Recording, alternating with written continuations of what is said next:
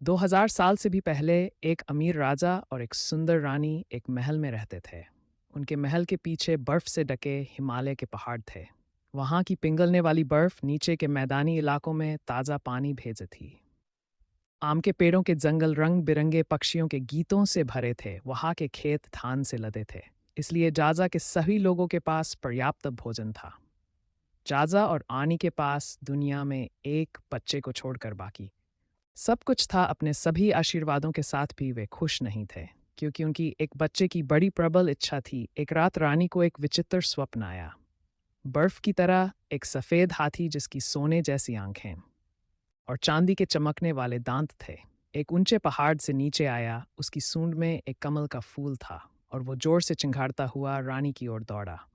रानी डर गई, लेकिन सुंदर हाथी अचानक से रुका और उसने रानी को कोई नुकसान नहीं पहुंचाया। जब वो सुबह उठी तो रानी ने सपने का अर्थ समझने के लिए राज्य के सबसे बूढ़े और समझदार साधु को पहाड़ में उसकी गुफा से बुलवाया। रानी को यकीन था कि उसका सपना बहुत महत्वपूर्ण था। नहीं पहुंचाया। जब वो सुबह उठी तो रानी ने सपने का अर्थ समझने के लिए राज्य के सबसे बूढ़े और समझदार साधु को पहाड़ में उसकी गुफा से बुलवाया। रानी को यकीन था कि उसका सपना बहुत महत्वपूर्ण था।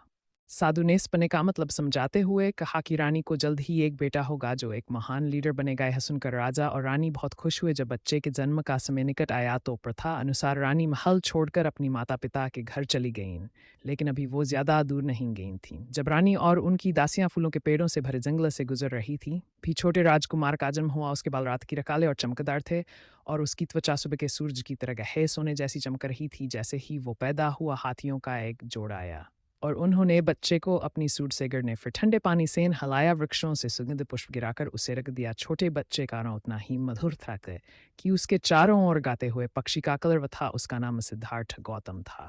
हालांकि राजा को अपने छोटे बेटे को देखकर बहुत खुशी हुई, लेकिन उन्हें बहुत दुख भी हुआ, क्यों कि बच्चे की माँ का केवल 7 दिनों बाद ही देहांत हो गया। राजा की बहन और कई दाइयों ने नवजात राजकुमार की देखभाल की। राजा ने अपने राज्य के बुद्ध ब्राह्मणों को बच्चे का भाग्य बताने के लिए बुलाया। जब उनमें से सबसे बुद्धिमान व्यक्ति बच्चे की जांच की तो उसने उसके छोटे पैरों वो पर छोटे छोटे छोटे ट्रों का एक पैटर्न दिखाए, जीवन के चक्र का प्रतिनिधित्व करते हैं, जिससे हमें से कोई भी बचन ही सकता। ब्राह्मण ने खाइन चक्रों का मतलब है कि आपके बेटा महान भाग्य लेकर आएगा।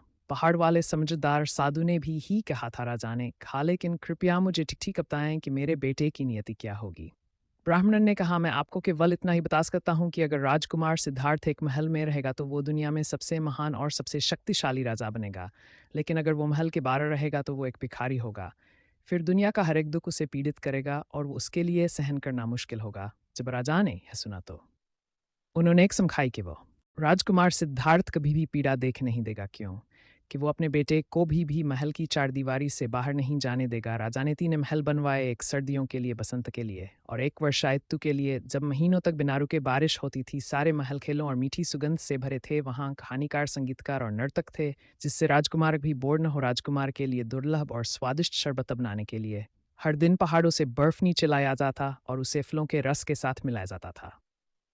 राजा ने 3 ताला बनवाए, जिन्हें बागवानों ने राजकुमार के लिए सुंदर कमल के फूलों से जाया शिक्षकाए। और जल्द ही राजकुमार भारत की सभी भाषाएं सौख गया। वो दूरचीन के चित्र लेखन को भी पढ़ सकता था। वो भी अकेला नहीं रहता, क्यों कि उसका चेरा भाई आनंद उसका सबसे अच्छा दोस्त बन गया था। उसके पास बात करने के लिए एक पालतू तोता भी था। एक नौकर हमेशा उनके साथ एक बड़ी सफेद छतरी लेकर चलता था कि राजकुमार सिद्धार्थ को कभी तेज धूप या ठंडी बारिश या सूखी धूल से पीड़ित न होना पड़े और उसे छींकन आए कोई भी व्यक्ति या प्राणी जोबड़ा बीमार या किसी भी तरह से पीड़ित था। वो महल की चार दीवारी के भीतर नहीं रह सकता था। जब राजकुमार सो रहा होता था तो बागवान पूरी रात काम करते और वो मुरझाए हुए फूल और पत्ते हटाते, टिड्डे और अन्य कीड़ों को उठाते जो अपने गीत गाकर मर गए थे, या घोंसले से गिरे पक्षियों के टूटे अंडों को उठाते जिससे राजकुमार उन्हें न देख सके। राजकुमार सिद्धार्थ के पिता ने उन्हें एक घोड़ा और रथ दिया और साथ में चन्ना नाम के एक अच्छे व्यक्ति को उनका सारथी नियुक्त किया। राजकुमार और चन्ना विशाल महल के उद्यानों में चारों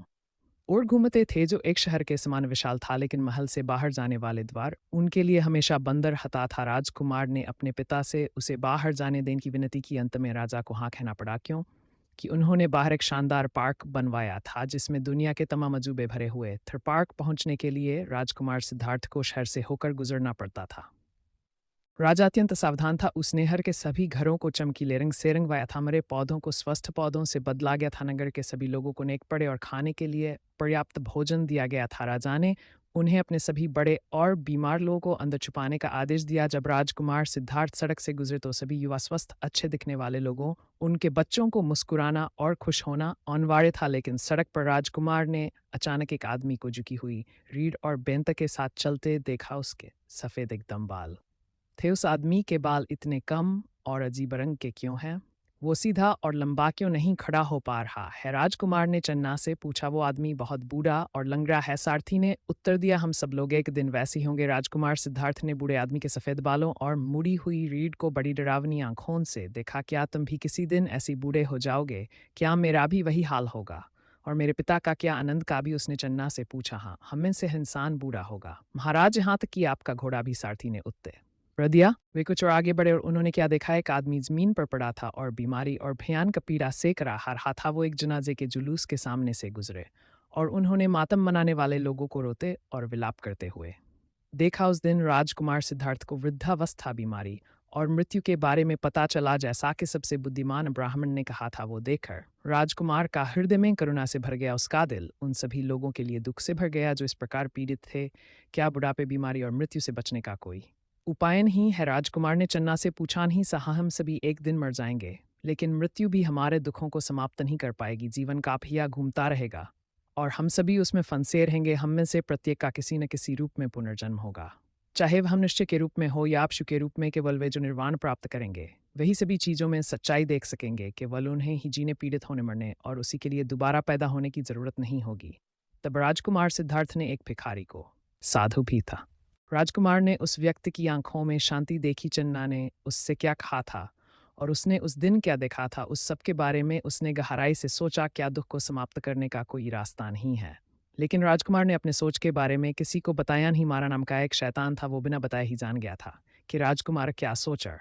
उसने देखा कि राजकुमार सिद्धार्थ के दिल में दूसरों की पीड़ा के लिए कितनी करुणा थी और वो कितने चिंतित थे। मारा बेहद दुष्ट था, उसे दूसरों की पीड़ा देखने से बढ़कर और कुछ भी अच्छा नहीं लगता था। मारा ने राजकुमार को पीड़ा को समाप्त करने का रास्ता खोजने से रोकने के लिए हर संभव प्रयास करने का अपना मन बनाया। राजकुमार सिद्धार्थ की जैसे जैसे दुनिया में हर एक चीज के लिए करुणहरी और गहरी होती गई, वैसे वैसे वो दुखी होते गए। जब राजा ने देखी उनका पुत्र इतनी दौलत होने के बावजूद हमेशा उदास और सोच में डूबा रहता था, तो उन्हें ताकि शायद राजकुमार अकेला महसूस करता होगा और उसकी शादी कर देनी चाहिए। एक पत्नी निश्चित रूप से राजकुमार को खुश करेगी।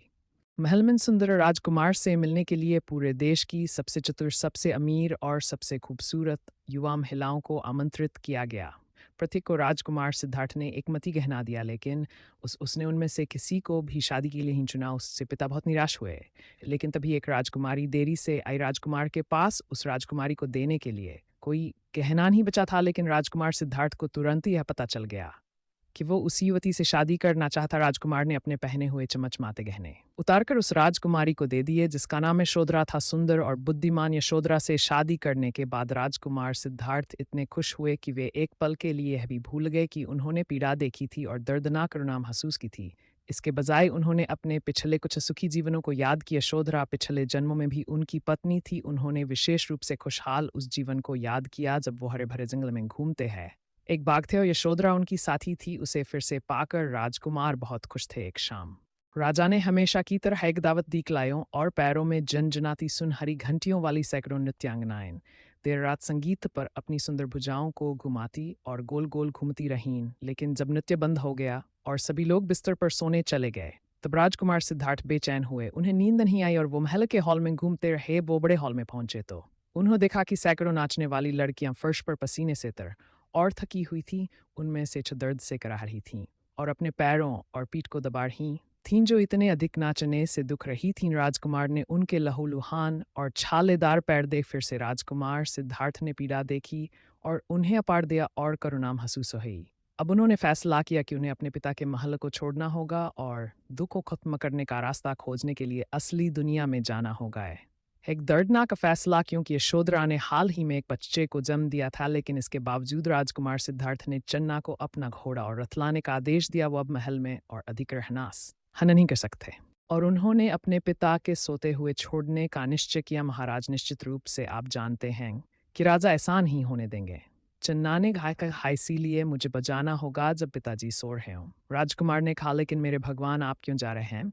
जो भी चीज़ आप चाहते हैं वो यहाँ उपलब्ध है। राजकुमार ने कहा, दुख को समाप्त करने का रास्ता खोजने के लिए मुझे दुनिया में जाना ही होगा। अब जल्दी से मेरा घोड़ा लाओ। और चन्ना ने वैसा ही किया जैसा राजकुमार ने उसे आजादी। राजकुमार सिद्धार्थ अपनी पत्नी और बच्चे को अलविदा कहना सहन नहीं कर सकते थे। राजकुमार उन्हें बहुत प्यार करते थे। वो जानते थे कि अगर यशोधरा ने उनसे वहीं रहने को कहा जैसा बहुत संभव था तो फिर वो उन्हें कभी नहीं छोड़ सकते थे। जब उन्होंने अपनी खूबसूरत सोई पत्नी और बेटे को देखा तो राजकुमार ने तरह की पीड़ा का अनुभव हुआ। वो जिन्हें प्यार करते थे उनके साथ न रहने का विछोहत पर राजकुमार को एहसास हुआ कि प्यार भी बुढ़ापे, बीमारी और मौत की तरह दुख का कारण बन सकता था। मूर्ख, तुम एक महान और धनी राजा हो सकते हो, सारी दुनिया के शासक जैसे ही चन्ना ने ओड़े की बागडोर संभाली। मारा ने फंफकार मारी, लेकिन राजकुमार सिद्धार्थ ने अपनी आंखें लगातार आगे रखीं और उस दुष्ट की ओर कोई ध्यान नहीं दिया। किसी चमत्कार से राजा को जगाए बिना कोई आवाज किए बिना महल के द्वार खुल गए। घोड़ों की टापें और रथ के पहिए भी शांत थे, क्यों कि राजकुमार सिद्धार्थ चांदनी में बाहर निकल रहे।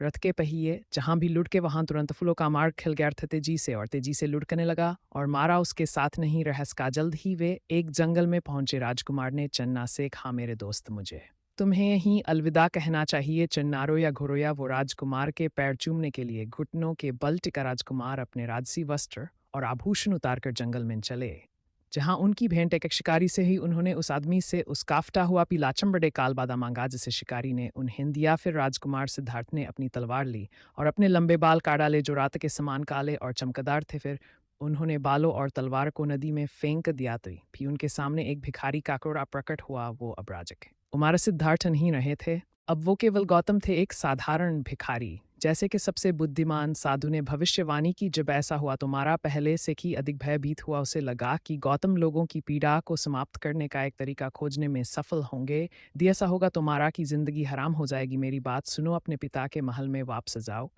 क्या मैंने तुमसे नहीं कहा कि तुम जल्द ही अब तक मशहूर सबसे महान और सबसे अमीर राजा बनोगे? पूरी दुनिया में सबसे शक्तिशाली राजा मारा ने एक बार फिर फुफकारा, लेकिन फिर से गौतम ने उस पर कोई ध्यान नहीं दिया। गौतम पहाड़ों पर एक गुफा में गए जहां एक साधु रहता था। वहां 5 और युवक उनसे सीखने आए। साधु ने कहा था कि उन्हें खुद को बुखार खाकर पीड़ा में रहना चाहिए, क्यों किस्त्य प्राप्ति का वही एकमात्र तरीका था। गौतम ने वैसा ही किया जय साधु ने उन्हें बताया। वो तब तक वहां बैठे रहे जब तक कि उनका पीला वस्त्र मैला और सड़ नहीं गया। उनकी हड्डियां सख्त हो गई और उनमें दर्द होने लगा और वो जल्द ही एक कंकाल जितने पतले दुबले हो गए। उनकी सुनहरी त्वचा सुस्त और धूल से भर गई। उनकी आंखें उनकी खोपड़ी के खोखलों की गहराई में हालांकि वे अभी भी किसी सितारे की तरह चमकती थीं, लेकिन गौतम ने उससे सत्य खोजने का सही तरीका नहीं सीखा। हालांकि उन्होंने निश्चित रूप से दर्द और पीड़ा सहन करना जरूर सीखी। अब गौतम समझ गए कि सत्य का मार्ग बहुत अधिक आनंद का नहीं था जो उन्होंने अपने पिता के महल में सीखा था, और न सत्य का मार्ग बहुत अधिक पीड़ा का था। उन्हें लगा कि एक और रास्ता सुख और दर्द के बीच का एक मध्य मार्ग था। पास के एक गाँव में रहने वाली एक लड़की आई और उसने भूखे भिखारी गौतम को कुछ मीठे चावल की खीर खिलाई जो उसने मलाई से बनाई थी।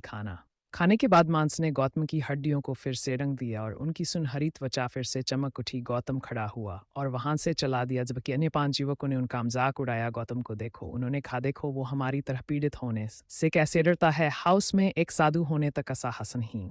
लेकिन गौतम ने भिखारी का कटोरा लेकर आवश्यक भोजन की भीख मांगते हुए अपना सफर जारी रहा। गौतम अब तक चले जब तक कि वो एक विशाल फैले हुए एक महान बरगद के पेड़ तक नहीं पहुंचे। वो पेड़ की शाखाओं के नीचे बैठ गए। उन्होंने अपने पैर मोड़ लिए, अपने हाथों को जांघों पर रखा, अपनी पलकें नीची की और ध्यान में मग्न हो गए। उन्होंने महल में अपने जीवन पर ध्यान केंद्रित किया। वो सब जो उन्होंने अपने कई जन्मों में जाना, वो सब जो उन्होंने कभी जाना था। जब उन्होंने वो किया तब उन्हें समझ में आया कि जिस चीज़ की शुरुआत होती है उसका अंत भी होना चाहिए। उन्होंने देखा कि कैसे हर चीज़ का अपना धर्म या सत्य होता था और ब्रह्मांड में हर चीज़ में परिवर्तन है। जैसे जैसे उन्होंने ध्यान केंद्रित किया, गौतम को सभी चीज़ों का अर्थ समझ में आने लगा और इस समझ ने उन्हें शांति प्रदान की। उन्हें अब पीड़ा महसूस नहीं हुई।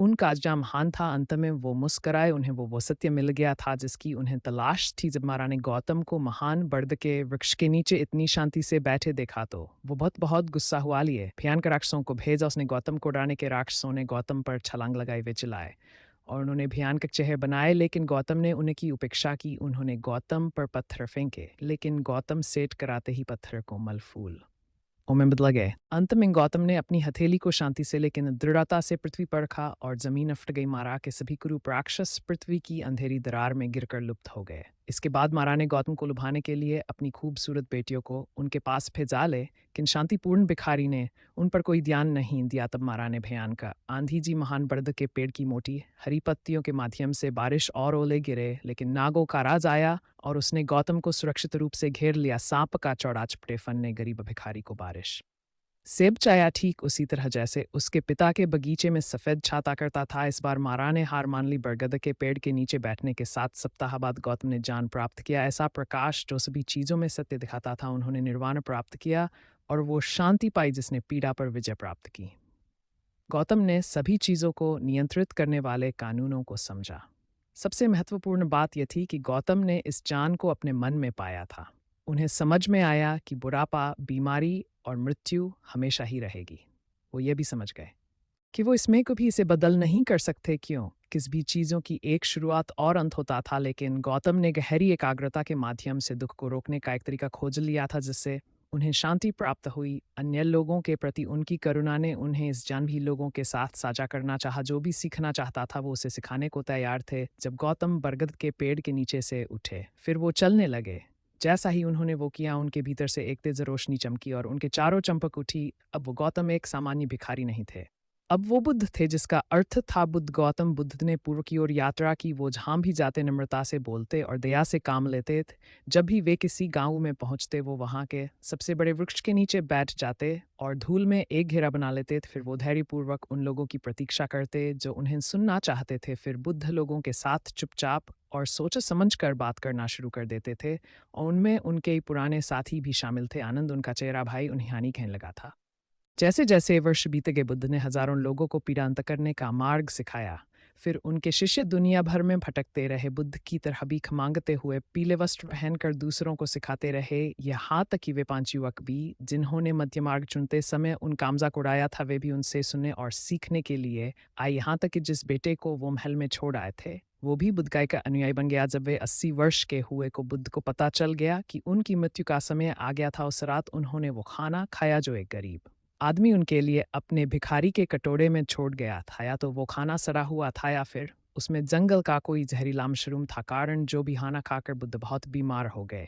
आनंद ने बड़ी कोमलता से उनकी देखभाल की, लेकिन उससे कोई फायदा नहीं। उनके सभी प्रयासों के बावजूद उनके चचेरे भाई और शिक्षक कमजोर और बुजुर्गम बुद्ध मृत्यु की कगार पे। मरम्मत आनंद ने उनसे विनती की, यदि आप हमें छोड़ देंगे तो फिर हमें कौन शिक्षा देगा, हमें कौन निर्वाण का मार्ग दिखाएगा, और वो जान जिससे हम सभी कष्टों पर विजय प्राप्त कर सके। बुद्ध मुस्कुराए, जब मैं मर जाऊं तो दुखी मत होना मेरे दोस्त, याद रखना सभी चीज़ें जो भी शुरू हुई थीं उनका अंत भी ज़रूर होगा। और क्या मैंने आपको यह नहीं सिखाया कि निर्वाण का एकमात्र तरीका आपके खुद के भीतर है और आपको उसे खुद अपने लिए खोजना होगा? आनंद ने सिर हिलाया। बुद्ध ने कहा, अपने भीतर चमकने वाले प्रकाश को जलाए रखो, क्यों कि वही तुम्हें सत्य की ओर ले जाएगा। फिर उन्होंने मुस्कुराते हुए आखिरी बार अपनी आंखें बंद कर लीं और निर्वाण प्राप्त किया। उनका धर्म पूर्ण हो गया, उनका काम पूरा हो गया। अब गौतम बुद्ध को अपने जीवन के अंतिम चक्र को चालू नहीं रखना पड़ेगा, जिसके बारे में चन्ना सारथी ने उन्हें बहुत पहले बताया था।